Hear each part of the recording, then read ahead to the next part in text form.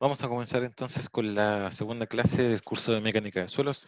En este caso, por esta semana vamos a tener una clase grabada y va a corresponder a la primera unidad, obviamente, de lo que corresponde a la introducción al curso de mecánica de suelos, que va a ser la primera parte. En realidad nosotros vamos a tener aproximadamente tres partes de introducción, correspondiente obviamente a algunas consideraciones que estaban en la malla anterior, por ejemplo, lo que era respecto a geología, que en este caso el curso actual de la malla de ingeniería en construcción no la tiene, pero es relevante también conocer el tema del aspecto geológico de los suelos y de las rocas. Por eso es que vamos a vincular también en esta parte de introducción algunos conceptos de geología, así también como algunos conceptos bastante básicos de lo que es materiales de construcción. Y en este caso, obviamente nos vamos a enfocar en lo que son los materiales cerámicos, puesto que esto corresponden a los predominantes en la mecánica de suelos. Así que vamos a comenzar entonces, pero antes quiero informarles que ya está el calendario. Le indiqué la clase pasada que el calendario académico iba a esperar a que me lo enviaran. Efectivamente me lo enviaron durante la semana y coordiné lo que son las distintas clases respecto a los laboratorios. Por ejemplo, el laboratorio número uno va a comenzar el 12 del 5 y así sucesivamente, es cosa que ustedes busquen en la parte izquierda, pautas calendario, y hagan clic en el recurso de calendario. Tenemos los 7 laboratorios. Recuerden que estos laboratorios yo les dije que vamos a tener una semana para entregarlos. Por lo tanto, en realidad eso corresponde a la fecha donde deberían comenzar a investigar, donde pueden hacerme las consultas. Por lo tanto, una semana después deberían entregarme el documento. Si comenzamos entonces el 12 del 5, el 19 del 5 ustedes deberían subirme a DECA su informe con los ejercicios que yo les voy a entregar. Aquí mismo seguramente el laboratorio número uno, tengo que ajustar obviamente. Ustedes van a la carpeta laboratorio, van al laboratorio número uno y van a encontrarse con algunos datos. Entonces, esos datos los que ustedes tienen que calcular. Pueden calcularlo mediante planilla, la que vamos a estar realizando, que también les mencioné respecto al manual. Y pueden entonces ajustarla o puede llegar un pantallazo de los resultados. Volvamos al calendario entonces, esas son las fechas estimadas. Obviamente si hay alguna discrepancia o algún problema, puedo ir ajustándolo en este mismo recurso de ADECA. Recuerden entonces que aparece la información de los laboratorios, pero también aparece la información de los certámenes. Los certámenes, obviamente los dividí en sección 1 y sección 2. Dijimos que en primera instancia los vamos a hacer por ADECA. Así que el certamen número 1, sección número 1 sería el 15 del 6 y para la sección 2 sería el 17 del 6. O sea, esto corresponde a un día lunes para la sección 1 y para la sección 2 corresponde a un día miércoles. El único que no tengo definido es el certamen 2. Sé cuándo va a ser el certamen 1, sé cuándo va a ser el certamen 3, pero aún no defino el certamen número 2.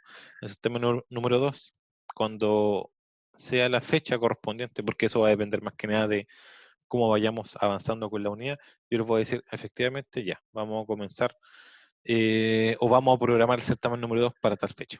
¿Ya? Así que las fechas de los laboratorios ya están y las fechas de los certámenes también están correspondientes al calendario académico que nos envió la universidad. Así que todo esto corresponde a lo que es el primer semestre. Algunos documentos que estaban mal vinculados, bueno, creo que en una sección están bien vinculados lo que son los laboratorios, las guías, por ejemplo, pero en otra sección creo que no están bien vinculados. ¿Ya? Por ejemplo, aparece este error, archivo no existe. Voy a estar durante la semana subiendo esta información y, bueno, ustedes buscan en realidad. También les indiqué que todos los guías, aquí en recursos, las 7 guías aparecen en todo caso aquí en el manual. O sea, ustedes pueden descargar el manual y en el manual aparece toda la información respecto a las 7 guías de laboratorio que vamos a revisar. Por lo tanto, lo único que yo hago en realidad es separarlo. Yo los separo por cada laboratorio y ustedes los bajan. Ahora en realidad si quieren avanzar un poco, aparece en el manual. También les dije la clase pasada que el manual, yo más que nada lo que quiero hacer es explicar en video ahora, en este caso, cómo se hace las planillas. O sea, para que no lo lean, y un poco, yo creo que un poco también más didáctico, que ustedes vean cómo se hace mediante un video lo que son los diferentes laboratorios. Bueno, volviendo entonces a la unidad número 1, vamos a comenzar entonces con la unidad número 1, parte 1, que es la introducción a la mecánica del suelo. Bueno, vamos a comenzar con la pregunta, ¿qué es la ingeniería geotécnica? Yo esto siempre lo pregunto en clase, y trato de explicar un poco en qué se basa la ingeniería geotécnica, en qué corresponde la ingeniería geotécnica, si es que esto se puede estudiar, por ejemplo, la ingeniería geotécnica. Si hay una carrera en Chile llamada ingeniería geotécnica. Y efectivamente no existe esa carrera con ese nombre en realidad. Más que nada la ingeniería geotécnica es una especialidad. Ahora, más que nada se podría indicar de manera bastante general que es una especie de posgrado o un magíster, que es como el enfoque, los estudios de la Tierra en sus componentes, por ejemplo, su análisis estructural. eh, Eso es lo que estudia la ingeniería geotécnica. Lo más común es que los ingenieros civiles, una vez que bueno, terminan la carrera, posteriormente estudian un magíster que se enfoca solamente en lo que es la ingeniería geotécnica. No, obviamente también un ingeniero constructor puede hacerlo, con la salvedad de que aquí hay harto diseño, lo que es la ingeniería geotécnica. Ahora, la mecánica del suelo, lo que nosotros vamos a ver van a ser conceptos bastante generales en este curso, pero que sí sirven para ver cómo se puede comportar un suelo en obra. No así, como ingenieros constructores, no es necesario que ustedes diseñen. Por ejemplo, un muro de contención, obviamente no tienen las competencias para aquello, pero sí tienen que saber qué va a contener esa estructura o qué tipo de suelo existe en terreno, qué consideraciones se tienen que tener en terreno para mejorar un suelo, para mejorar sus densidades, sus características, cómo se controlan los suelos, cómo se clasifican los suelos, todo eso lo vamos a ver nosotros. No así el tema de los diseños porque no nos compete. Ya, entonces, ¿qué es la ingeniería geotécnica? Partamos entonces con el primer párrafo que dice que el uso de suelos y rocas como material de construcción es bastante antiguo. O sea, solamente la madera supera como material de construcción a lo que es el suelo. Tanto suelos como rocas forman materiales relevantes para la construcción, los que pueden usarse en su estado natural, en fundaciones y excavaciones, o también se pueden recompactar en represas o terraplenes. Y aquí nos vamos a vincular un poco lo que es la imagen que aparece acá, donde aparecen diferentes obras o proyectos donde se puede utilizar la ingeniería geotécnica o la mecánica de suelos, conceptos generales donde se podría utilizar. La pendiente natural, obviamente se puede observar cuál es el suelo existente. Si se quiere hacer un corte, obviamente cómo se va a hacer va a depender bastante de qué tipo de suelo es. Por ejemplo, si es un suelo no cohesivo, o sea que las partículas se van desprendiendo unas de otras, que son los suelos gruesos, obviamente va a tener va a tener que tener ciertas consideraciones, lo que es el ángulo, por ejemplo, para poder hacer un corte. El terraplén también, obviamente, tiene que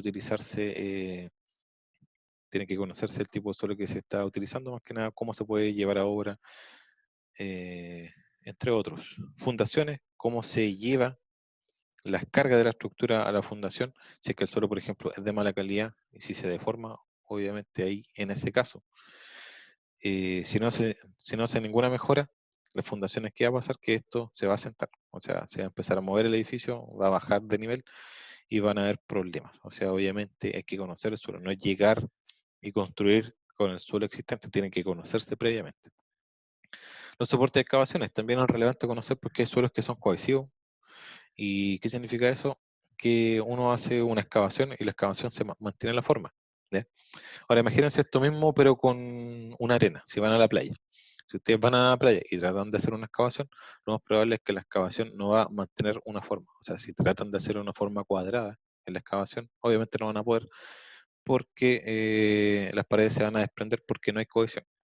El lado contrario, si nos vamos por una arcilla, eso sí se podría hacer porque en realidad el suelo es cohesivo y las partículas tienden a mantenerse juntas.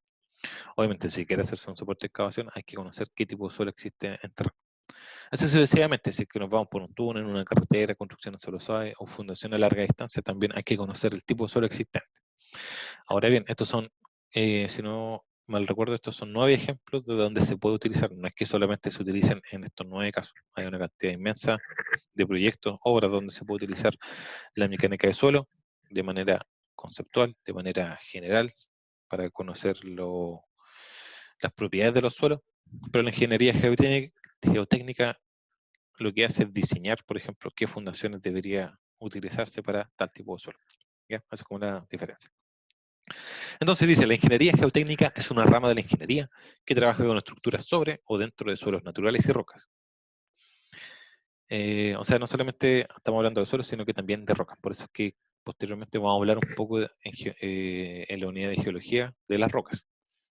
El estudio requiere de un conocimiento de fuerza y rigidez de cada tipo de suelo, métodos de análisis de estructuras e hidráulica para la agua subterránea. Ahora, recuerden que el suelo en su estado natural es muy poco probable que esté solamente en la fase sólida, que lo vamos a ver también en la unidad número 2, si no me equivoco, de propiedad índice, que el suelo lo más común es que esté la partícula sólida, hayan partículas de aire atrapado, porque obviamente como son partículas entre medio puede haber aire, pero también en este caso también puede ocurrir que haya partículas de agua. ¿Ya? Entonces, hablar de un suelo, en realidad estamos hablando del concepto de las tres componentes que puede tener al hacer una excavación, que sería el sólido, el líquido y el aire. El uso de materiales hacen de la ingeniería geotécnica diferente de muchas otras ramas de la ingeniería, haciéndola más compleja en este sentido.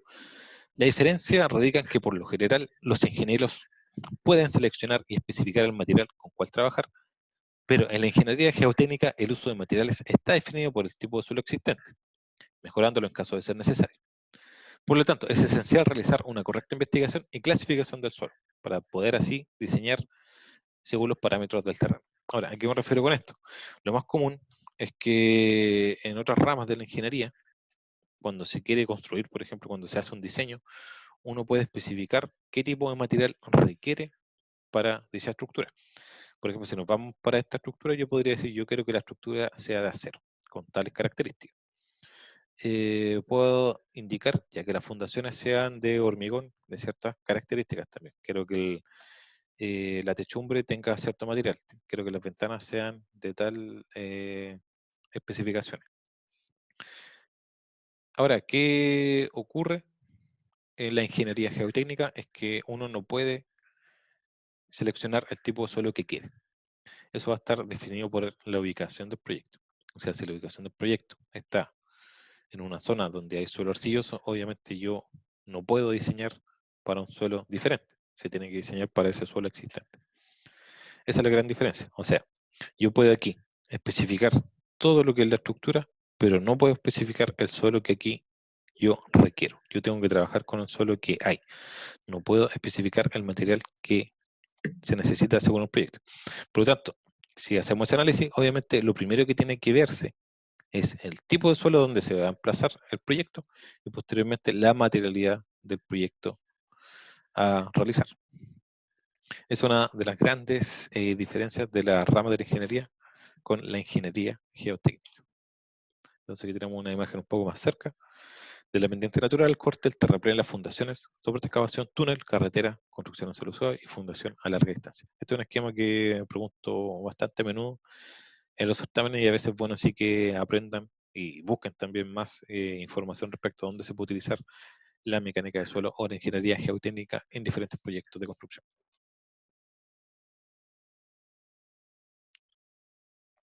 Correspondiente a los principios de la ingeniería. Los ingenieros diseñan una amplia gama de sistemas, máquinas y estructuras, y estas van a depender de la especialidad y se pueden diseñar obviamente desde motores hasta puentes. Ampliamente, obviamente la diferencia entre un diseño y otro es que el primero tiene partes móviles, en el caso del motor, mientras que en el segundo el diseño debe ser tal que no presente deformaciones plásticas. Y en este caso siempre yo pregunto si es que recuerdan lo que son los conceptos de deformación plástica y la deformación del tipo elástica. Ahora, aquí dice que tal que no presente deformaciones plásticas, o sea, ¿a qué se refiere? Que se deforme y no vuelva a su estado original. Ahora, imagínense el caso del puente que aparece ahí en la imagen del puente del puerto de Sydney. Imaginémonos que presente un comportamiento de tipo de formación plástica. Obviamente, al pasar un auto, el puente se va a ir deformando. Ahora, la cantidad de formación va a ser muy pequeña, cosa de milímetros y no va a ser apreciable, o sea, no es que se deforme 1 metro, 2 metros o 10 metros, y eso y se podría observar el concepto de la deformación. Pero imaginémonos que cada vez que pasa un auto se va deformando 1 milímetro, 1 milímetro, 1 milímetro, y no vuelve a su estado original una vez que el auto pasa por el puente. Entonces, ese concepto se refiere a una deformación del tipo plástica, o sea, que se deforma y no se recupera el material. Lo mismo ocurre con la sala de clases, o sea, cuando está la sala de clases vacía, la losa tiene cierta dimensión. Al entrar gente, se va a deformar, obviamente en un caso de muy pequeño, 1 milímetro, micrómetro incluso. em, y posteriormente cuando nosotros salimos de la sala de clases, se vuelve a recuperar. O sea, no es que la losa se deforme y se mantenga dicha deformación. Ahora, en ese caso, la pregunta que cabe aquí es hacer si es que las estructuras tienen que tener un comportamiento plástico o elástico. Obviamente, si es que volvemos a analizar el concepto del ejemplo del puente del puerto de Sydney, ahí tenemos una imagen más cercana. La idea es que sea una deformación del tipo elástica, o sea, cada vez que pase algún transeúnte, no sé si tenga paso por el transeúnte, creo que sí, o autos o camiones. Posteriormente, una vez que se retire la carga, la idea es que vuelva a su estado original, o sea, que la deformación se recupere. Por lo tanto, cada una de las estructuras, o sea, imagínense que cada diseño en general debería tener este tipo de comportamiento. Obviamente, no sé, pues cuando entramos a algún edificio, ese edificio no sé, con el propio mobiliario se va a ir deformando, pero siempre va a ir resistiendo dicha carga. Recuerda entonces, siempre el concepto clave aquí es que todos los tipos de materiales, lo ideal sería que tuviese un comportamiento del tipo elástico. Se deforma y después se vuelve a recuperar una vez que se retira dicha carga o dicha energía que provoca algún tipo de deformación. ¿Por qué le indico esto? Porque posteriormente este mismo concepto lo vamos a relacionar en esta misma clase un poco más adelante en la mecánica de suelos. ¿Qué pasa con la mecánica de suelo? Si es que efectivamente un suelo se deforma y se vuelve a recuperar, o si se deforma y se queda en ese estado. Si se deforma y se vuelve a recuperar, una deformación del tipo elástica. Y si se deforma y no se recupera, sería en este caso un comportamiento, una deformación del tipo plástica. Sigamos. Otras ramas de la ingeniería están preocupadas de la producción, la energía, la manufactura, la redes informáticas, etc. Entonces recuerden que estamos hablando de ingeniería geotécnica, seguimos vinculando lo que es la ingeniería geotécnica, pero en este caso estamos siendo un poco más general, hablando de cuáles son los principios de la ingeniería, o sea, cuáles son las ramas, algunas ramas de la ingeniería aquí aparecen, producción, energía, manufactura, informática, industrial, etc. En cada caso los materiales a utilizar son estudiados, o sea, cada uno de estos ejemplos de ingeniería se tiene que estudiar los tipos de materiales que se van a utilizar. Se utiliza la teoría y también se realizan cálculos con tal de demostrar que estos van a trabajar apropiadamente. O sea, con el mismo ejemplo, que un puente va a resistir a las solicitaciones que se van a presentar, los autos, los camiones, que las pendientes y fundaciones no fallarán ni se moverán. Si nosotros vamos, por ejemplo, a esta imagen, si nosotros hacemos un corte acá, esperemos que esta masa de suelo no se desplace, ¿cierto? O sea, ese es el caso, el ejemplo que aparece acá, que las pendientes fundaciones no se moverán lo suficiente para causar colapso. Todas estas teorías nos pueden decir mucho acerca de cómo un material se comporta y por consiguiente si la estructura va a funcionar o no apropiadamente. ¿A qué va esto? Va más que nada a que los materiales, o sea, este párrafo, ¿cuál es la idea de este párrafo? Es que deben conocerse los materiales para poder aplicarlo. Lo mismo ocurre en la misma carrera. Si ustedes ven la malla de la carrera, hay diferentes ramos donde solamente se habla de ciertos materiales. Se habla de tecnología del hormigón, por lo tanto, tienen que conocer ese material para poder construir con él. Se habla de acero, obviamente ahí también tienen que conocer cuáles son, qué es el acero, cuáles son sus características, cuáles son sus propiedades, etcétera. Por lo tanto, lo mismo acá, pasa exactamente lo mismo. En este caso, este ramo es para ver de qué se trata el suelo, cuál es el material del suelo, y obviamente esto se complementa un poco más con suelo y fundaciones. Así que esta es como la parte introductoria más que nada, y ya en suelo y fundaciones ven un poco más de dónde también se puede ir aplicando, y creo que también le ven un poco más de cargas y esfuerzos. Cabe mencionar que a pesar del pensamiento popular, los ingenieros no construyen ni reparan directamente. La labor radica en diseñar y supervisar. Los ingenieros son realmente científicos que aplican sus conocimientos para el servicio. Recuerden que los ingenieros son científicos, o sea, esto pasa, se relaciona bastante cuando ustedes llegan a lo que es la tesis y ustedes tienen que aplicar todo lo que estudiaron, más que nada por un tema de investigación. O sea, ustedes van a ser científicos que van a aportar en realidad. Quizás aquí en pregrado no se espera una dimensión de creación de conocimientos, pero sí se espera que ustedes aporten conocimiento, aporten nueva información respecto a los materiales, por ejemplo. Hace bastante, sobre todo, bueno, en mecánica de suelos, que yo soy profesor guía, que tratan de buscar nuevos complementos al suelo. ¿Qué cosa yo le puedo añadir al suelo para que mejore sus características? Entonces, en realidad, ellos son estudiantes de ingeniería que están aplicando conocimiento y imagínense que funciona, llegase a funcionar la propuesta de algún estudiante y obviamente esto se puede ir aplicando a lo que es la realidad. Por lo tanto, los ingenieros son científicos que aplican su conocimiento para el servicio. Y lo otro que también aquí es curioso que el pensamiento popular, no sé si les pasa a ustedes, pero cuando preguntan qué está estudiando, uno dice, bueno, ingeniería en construcción y piensan que en realidad uno es un maestro, ¿ya?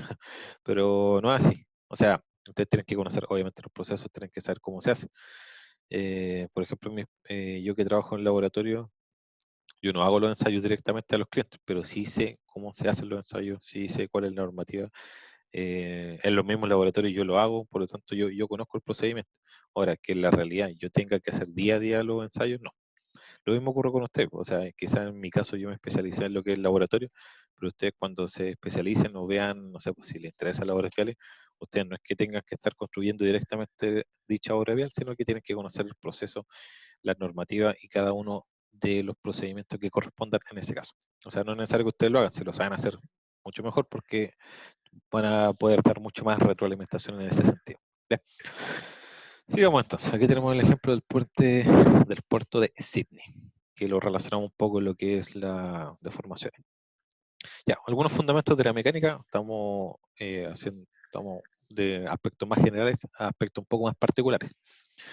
Aquí tenemos lo que podría ser una partícula de suelo. Imagínense que esto es una arena amplificada eh, de tal forma que se pueda ver de este tamaño y que originalmente dicha partícula de arena es la forma punteada que aparece. Imagínense que originalmente tenía esa forma, la forma eh, aquí. Bueno, en realidad son líneas. Posteriormente a esa partícula se le aplicaron diferentes fuerzas, módulo, dirección en sentido, que aquí aparece con la letra F. Se aplicó una fuerza, se aplicó otra fuerza en ese sentido, eh, y aquí se aplicó una tercera. Entonces, ¿qué pasó con la partícula? La partícula se deformó con esta línea que es sólida. Esta línea sólida entonces quedó la partícula posteriormente que se aplicaron las fuerzas. Bueno, aquí tenemos un poco más de cuál es el esfuerzo tau, cuál es el esfuerzo sigma, el esfuerzo cortante, el esfuerzo normal, pero no vamos a entrar en detalle.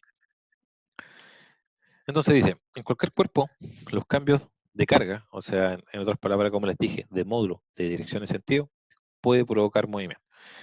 En este caso, si volvemos al ejemplo de la partícula, bueno, y solamente una partícula, porque obviamente es para poder entenderlo de manera básica el ejemplo, se está aplicando una fuerza, pero aquí no estamos ejerciendo movimiento, sino que estamos ejerciendo una deformación.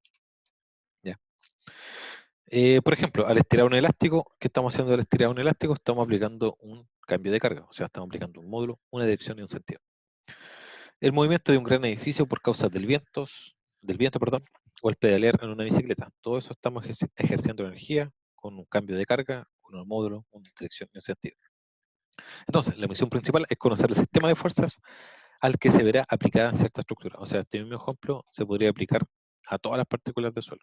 O sea, yo quiero ver si yo aplico cierta carga, cuando lleguemos a fuerza, por ejemplo, cómo se va a comportar el suelo, ¿ya? Cómo se va a deformar el suelo, cuál va a ser el sigma de ese suelo, ¿ya? Entonces, se verá aplicada cierta estructura, sus desplazamientos, cuáles van a ser los desplazamientos, en este caso, la deformación, tensiones y deformaciones propias del material. ¿Ya? Estos fundamentos de la mecánica que se puede aplicar a cualquiera uno de los otros ejemplos que yo les daba. ¿Qué pasa con el acero? ¿Qué pasa con el hormigón? La mecánica de suelos es obviamente el estudio de los granos que componen un suelo, cómo estos trabajan al ser solicitados y cuáles deben ser sus características para poder ser utilizados en obra. La mecánica continua trabaja con tensiones y deformaciones para conocer el comportamiento. Por otro lado, la mecánica de partículas sintetiza el comportamiento promedio de un material particulado desde la respuesta de uno de estos grados. O sea, obviamente, si yo tengo una cancha gigante de millones de partículas de suelo, no es que tenga que estudiarlas una a una, si yo quiero utilizar la mecánica particular. En este caso, se obtiene una partícula y eso se estima que va a tener el comportamiento, que todas las partículas van a tener el mismo comportamiento de dicha partícula. Eso ocurre con la mecánica de partículas. Aquí tenemos algunos ejemplos de diferentes mecánicas. Tenemos la mecánica continua, la mecánica de partículas, la mecánica de cuerpo rígido, la mecánica estructural, la mecánica de fluidos, que también es un ramo que van a ver, que no sé, creo que lo ven en el otro semestre, no lo tengo claro, pero sí lo ven también durante la carrera. O sea, hay diferentes bases ingenieriles para poder estudiar el material. Se puede estudiar con conceptos de mecánica continua, se puede estudiar con conceptos de mecánica de partículas y así sucesivamente, también con mecánica de fluido. Entonces, más adelante se relaciona, por ejemplo, las partículas de suelo con la mecánica de fluidos para ver cómo reacciona un suelo al estar compuesto o tener agua dentro de sus partículas. Entonces, estos son más que nada criterios básicos de cómo se pueden utilizar diferentes fórmulas, diferentes principios para obtener distintas fórmulas y así ver su deformación en base a una carga. Entonces dice, los principios básicos de la mecánica incluyen la cinemática, estudios de la cinemática, estudios de la dinámica, también conceptos de mecánica de fluido y mecánica de materiales, obviamente.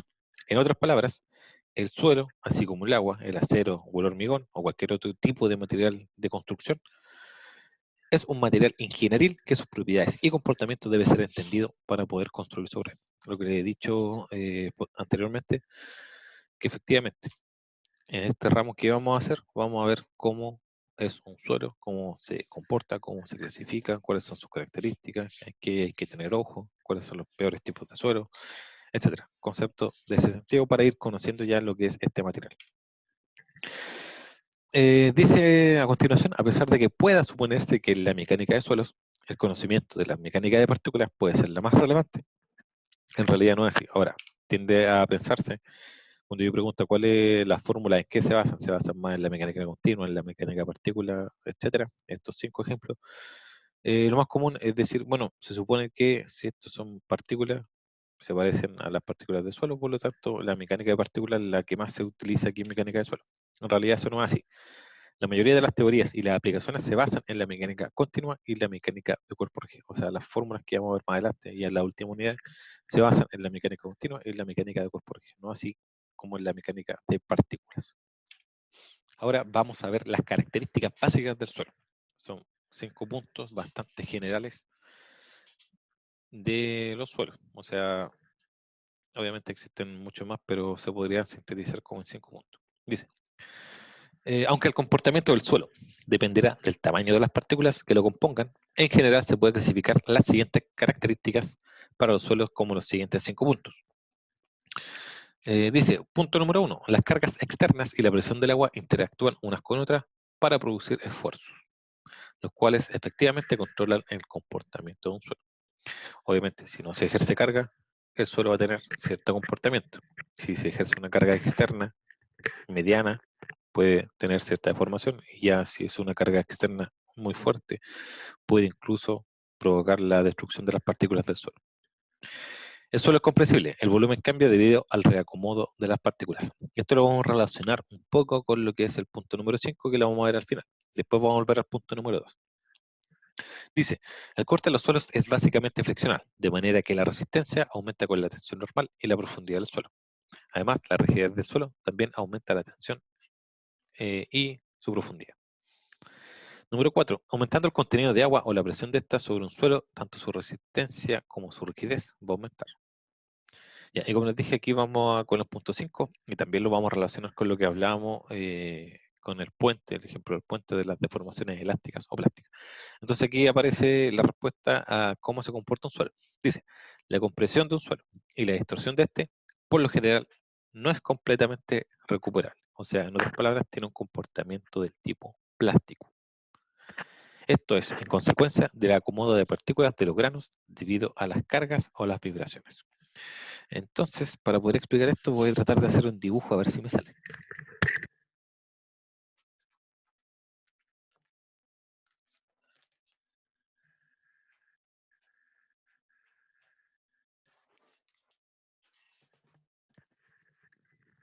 Para esto vamos a ir a la pizarra, entonces. O voy a tratar de anotar acá incluso directamente, formato blanco, dibujar. A ver cómo sale. Uop, no, quedó feo. Formato negro. Oh, qué feo. Ya. Supongamos que esta es una probeta cilíndrica de vidrio, ¿ya? Con un volumen conocido. Y posteriormente lo que yo hago a esa probeta cilíndrica la voy a llenar de suelo. Esto lo voy a llenar todo el volumen lo voy a llenar de suelo. Uop, uop, uop, uop, uop, uop. Bueno, ustedes cuando lo dibujan mucho mejor.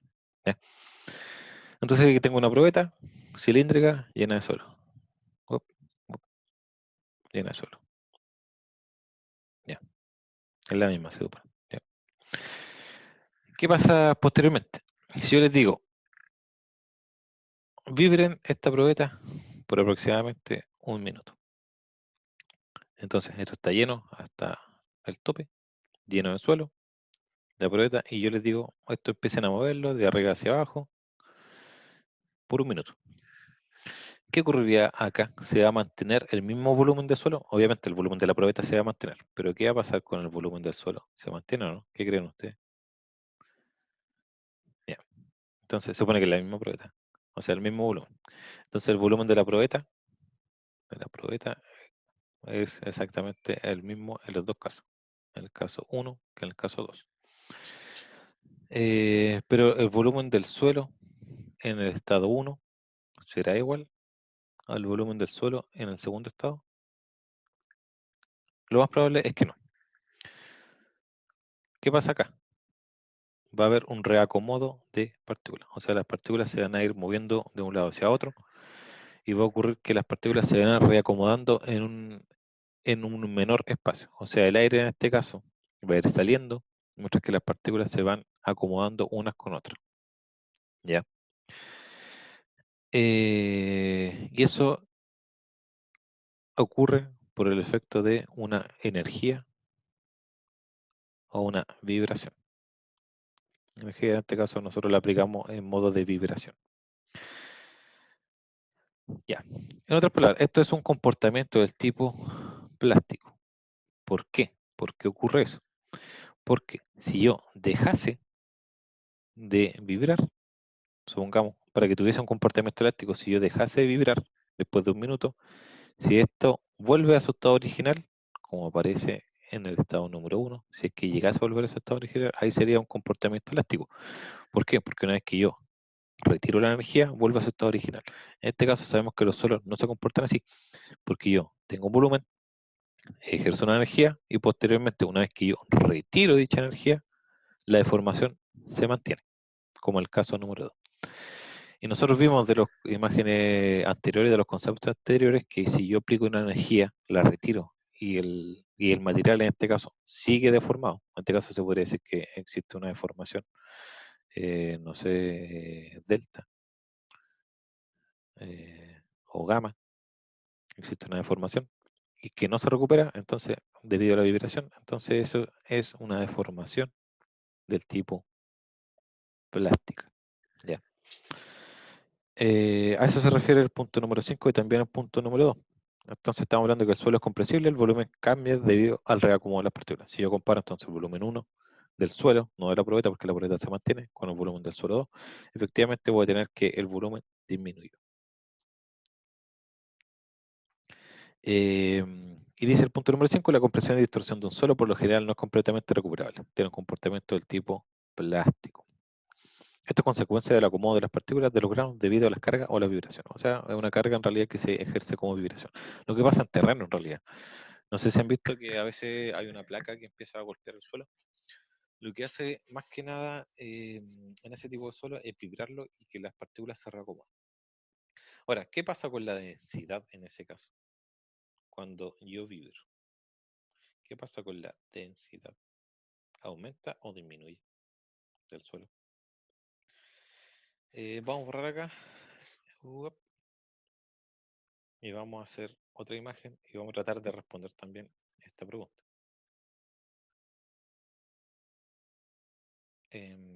Vamos con un color plumito. O sea, dibujar. Oh, pero mira. Bien. Uop. Eh,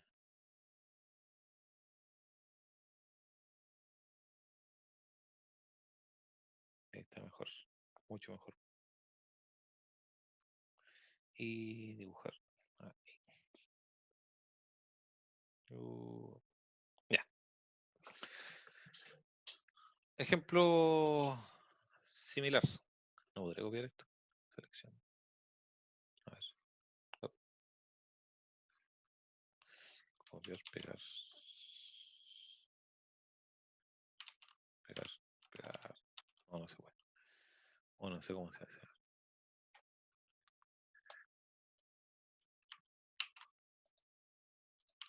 No, ya no importa.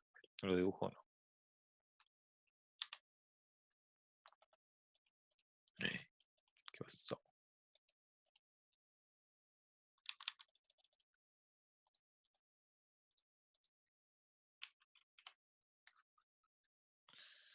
Mm,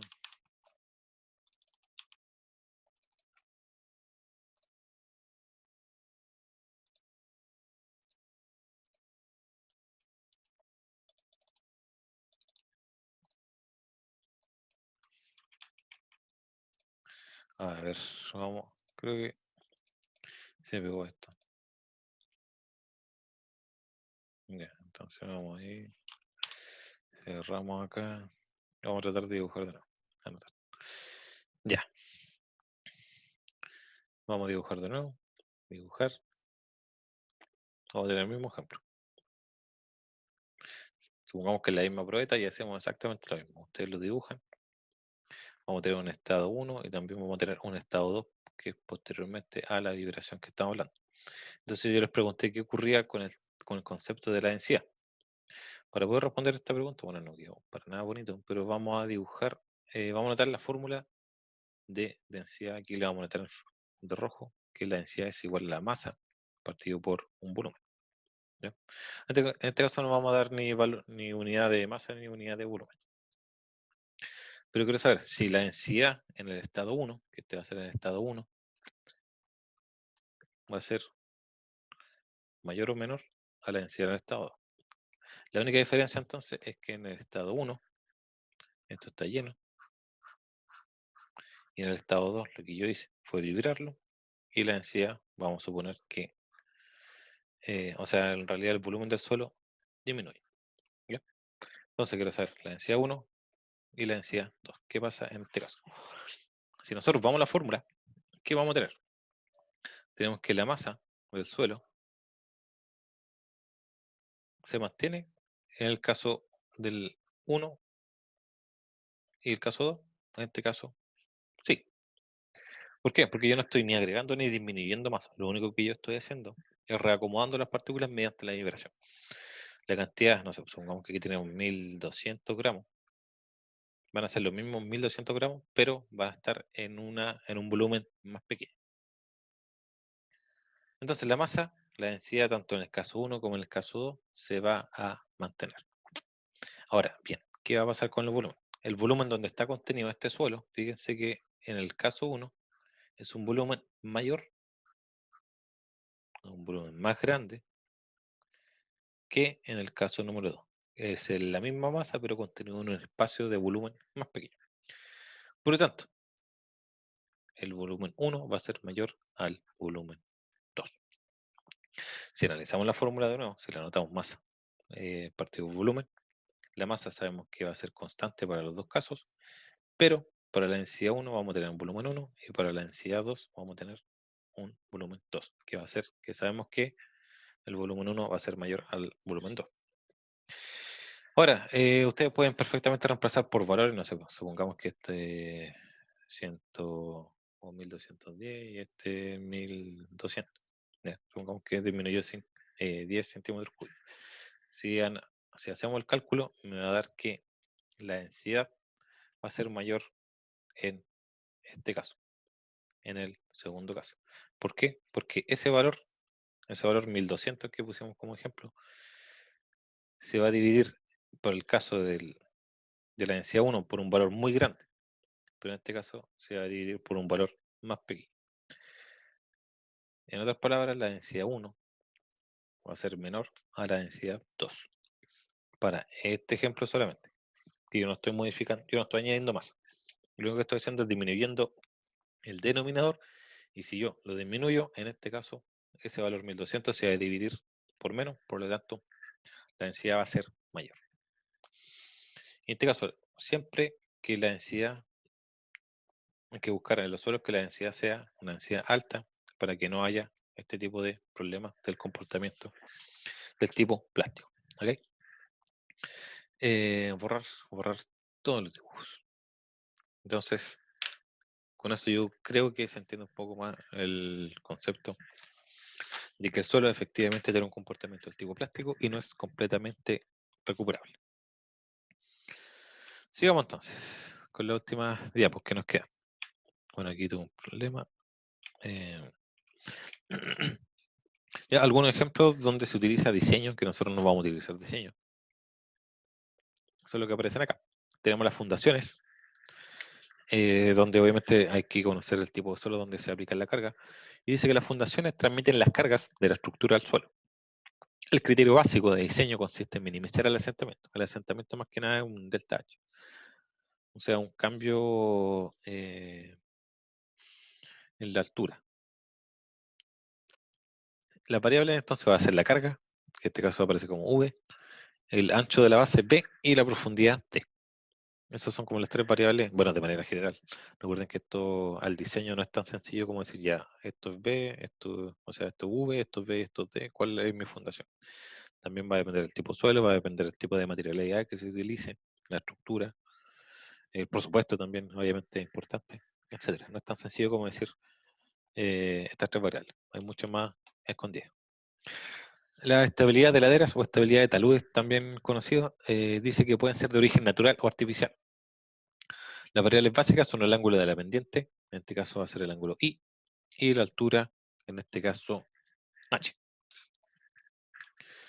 Para este tipo de obra, ¿qué se busca? Obviamente que no se deslice el talud, o sea, la tierra. Y aquí podemos ver una imagen donde ocurrió efectivamente lo que no estábamos esperando. Tenemos una masa de suelo bastante grande que se deslizó. Y aquí hay casas, ¿ya? O sea, hay casas, casas, casas. Y eso obviamente no se espera en lo que es el diseño de talud. Bueno, también depende de muchas variables. Aquí se ve un camino, por ejemplo, que lo que hace es remover un poco la masa del talud. Porque cuando se diseña, si volvemos a la imagen anterior, se diseña según este concepto. Aquí voy a volver a dibujar. Ahora. Entonces, ¿qué se hace en realidad? Si yo tengo ese ángulo y tengo esa altura, en realidad yo tengo también ese largo. Yo, en otras palabras, podría estimar, chuta, ¿Qué hice? Hice. Vamos a borrar todo de nuevo. De nuevo. Entonces, tengo una profundidad, o lo vamos a poner como largo. Tengo esa altura, tengo esa pendiente. Entonces, en otras palabras, yo podría obtener un volumen. Y esto también yo podría proyectarlo para de tal forma que yo obtenga esto un volumen. O sea, los diseños, en otras palabras, me va a indicar que este talud no se va a deslizar mientras tenga contenido cierto volumen. Obviamente los ingenieros civiles tienen factores de seguridad para que si es que hay, no sé, este caso, o si es que, por ejemplo, hay una construcción acá, se mantenga con un factor de seguridad y no, por ejemplo, que se pare una persona y ese volumen o esa cantidad de masa aquí que retiene se deslice. Entonces tenemos ese factor de seguridad aplicado. O sea, se podría decir que efectivamente em, el diseño contiene cierto volumen con tal de que no se desplace. Pero ¿qué pasa si aquí, en este caso, en el caso superior, se empieza a aumentar la cantidad de carga? Vamos a ver. Entonces yo empiezo a añadir carga, añadir carga, añadir carga, añadir carga, añadir carga, empiezo a añadir muchas cargas. O sea, por diferentes motivos. Puede ser un gran edificio o una población acá arriba. Entonces va a ocurrir de que esta cantidad de volumen se va a haber ejercido mucha presión que no estaba considerada originalmente y puede ocurrir que haya un deslizamiento de tal. Bueno, en realidad debería contener cierto volumen, pero puede ocurrir que efectivamente haya problemas.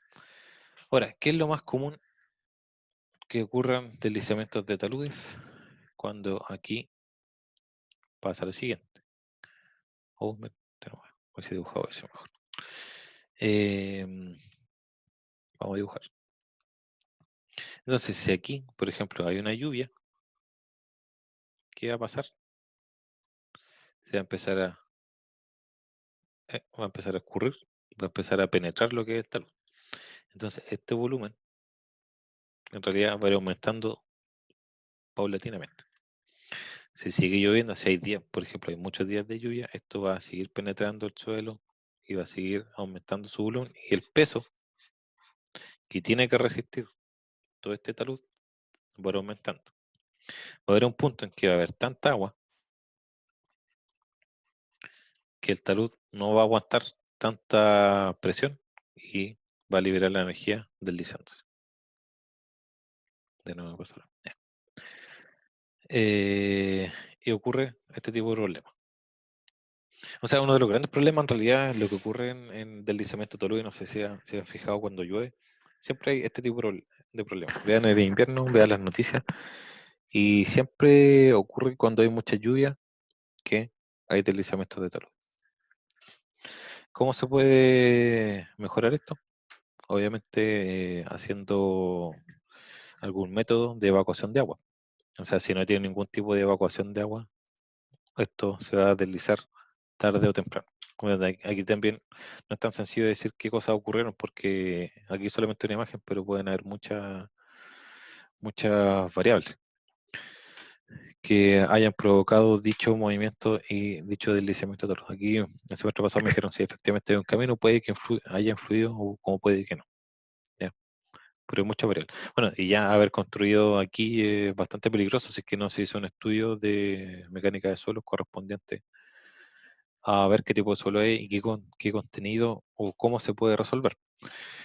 Ahora bien, eh, la mejor forma para poder asegurarse que un talud no se va a deslizar, considerando las variables que acabamos de ver aquí anteriormente, y vamos a volver a dibujar. Entonces, si yo tengo todo supongamos que tengo todo este volumen en el proyecto que yo quiero construir acá, pero esto Es muy peligroso esa pendiente. Mientras más pequeña sea la pendiente, mientras más pequeña sea este valor I, obviamente va a ser más seguro. Imagínense que yo tengo un valor I muy bajo. Yo tengo, esto mismo lo voy a dibujar, pero con otra pendiente. Entonces vamos a dibujar un ángulo más pequeño. Supongamos que tenemos ese ángulo, que es mucho más pequeño del original. Pero, ¿qué va a pasar con el volumen? Yo tengo que distribuir todo este volumen. En este caso, el volumen me va a quedar, la profundidad me va a quedar mucho más largo. ¿Ya? Entonces tengo otro I. El volumen van a ser los dos casos el mismo valor, pero este largo, ese L, va a ser mucho mayor al L1. Entonces el L2 va a ser mayor al L1. Para que obviamente los volúmenes sean exactamente los mismos. Ahora, si nos vamos por un tema de seguridad, obviamente hay que buscar que el I sea lo más pequeño posible. Pero ¿qué problema tenemos eso? ¿Qué problema constructivo tenemos con eso? Imagínense que tenemos un I muy pequeño y veamos esta imagen. Fíjense la cantidad inmensa de masa que hay que desplazar. Tengamos entonces, recordemos la imagen, que mientras más pequeño el I, es más seguro. Ya, ¿qué va a pasar ahí? Fíjense que si yo hago un ángulo muy pequeño, tendría que desplazar mucha cantidad de volumen hacia atrás o hacia otro lugar. Entonces, el costo del proyecto para hacer el tema, para mejorar lo que es la seguridad, se va a disparar. Y se va a disparar muchísimo. En ese caso, lo que se busca siempre es un factor que esté dentro de lo económico y dentro de la seguridad de las personas. ¿Ya? Tampoco hay que basarse siempre, no, que el tema del costo tiene que ser fundamental, no. Tiene que ser un punto medio, de decir ya que esto sea efectivamente rentable y sea seguro. Bueno, también tenemos muros de contención, que esto lo vamos a ver de manera más general, cuando las pendientes de una masa de suelo muy pronunciadas, son muy grandes, como para retener su propio peso. Se utilizan entonces, en este caso, los muros de contención. Las variables son la altura del muro H y la profundidad D. Para poder diseñar correctamente un muro, se deben considerar la resistencia y la rigidez a lo largo y el ancho del muro, además de la estabilidad, la restricción del movimiento, el corte y la flexión del material. Esto mismo se puede aplicar a las fundaciones o a todo lo que hemos visto delante. No solamente se basa en que sea un H o que sea un D. Se puede simplificar en eso, pero hay muchos puntos que hay que ir considerando. Tenemos un tipo de muro de contención. Bueno, en las represas aquí también tenemos otro ejemplo que no puse texto en realidad porque son muchas la cantidad de variables, pero sí se puede hacer que al conocer por ejemplo, cuánto fluye un suelo, cuál es la cantidad de absorción de un tipo de material, se puede hacer que tenga, para cierto caso, una cota, aquí tenemos una cota, una altura, que yo tenga material particulado, esto vaya fluyendo de tal manera que yo requiera una cota acá B. Eso se ve un poco mejor en la imagen de aquí abajo. Fíjense que yo tengo una cota. Según el tipo de material, yo puedo poner suelo acá, con ciertas características. Esto va a ir fluyendo, fluyendo, fluyendo. Lo recolecto y yo hago que llegue a una cota B. Bueno, aquí tenemos tres tipos de represa. Pero solamente la primera está 100% con suelo. Aquí tenemos hormigón con suelo y aquí tenemos simplemente 100% hormigón. Ahora la diferencia de costo aquí, obviamente está la más barata, y rellenar una cantidad inmensa, o sea, imagínense esta misma imagen, pero todo de concreto, de hormigón, el valor es inmenso, inmenso. Pues es que yo les digo, hay que llegar a un punto en que también el tema económico y el tema de la seguridad se puede resolver. Y en este caso, perfectamente con un tipo de suelo se podría hacer alguna estimación para que de una cota A llegue a una cota B. Bueno, estos son algunos ejemplos bastante generales de todo lo que se puede utilizar. Recuerden que aquí también hablamos de represas y no lo hablamos dentro de este esquema que aparece. Bueno, esto sería la primera parte entonces de la introducción al curso de mecánica de suelo. Posteriormente, las próximas unidades vamos a tratar de relacionar un poco la geología. Vamos a ver cuáles son efectivamente los diferentes tamaños de los suelos. Y también vamos a ver lo que tiene que ver con relación a los materiales de construcción. Eso también le dije que lo vamos a ir relacionando, que este es un tipo de material cerámico. Entonces vamos a ver cuáles son las propiedades de los materiales cerámicos porque lo vamos a relacionar con lo que son los suelos. ¿Ya? Entonces esto sería la clase de esta semana. La próxima semana es muy probable que volvamos en vivo esto. Pero vamos a ver qué tal la retroalimentación. Si la retroalimentación es buena, quizás podemos hacer una semana una clase en vivo, otra semana clase en video, porque varias gente me preguntó si podía hacer una clase en video o subir las clases en video. Así que vamos a ir probando durante el transcurso de las próximas semanas. Ya, todo se los voy a informar mediante correo.